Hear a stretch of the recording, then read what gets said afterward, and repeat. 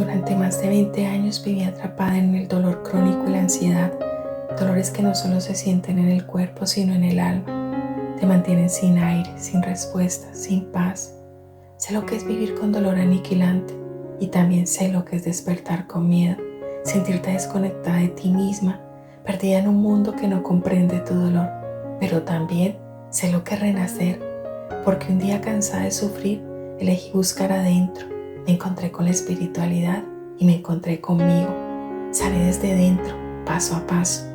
Aprendí a calmar mi mente, a honrar mi cuerpo, a volver a mí. Y por eso hoy estoy aquí, no porque lo haya leído en un libro, sino porque lo viví en mi propia piel. Soy Yami López y acompaño a mujeres que como yo necesitan recordar que sí hay salida, que sí es posible vivir con paz. Estoy aquí para ayudarte a sanar, reconectar y celebrarte desde el alma.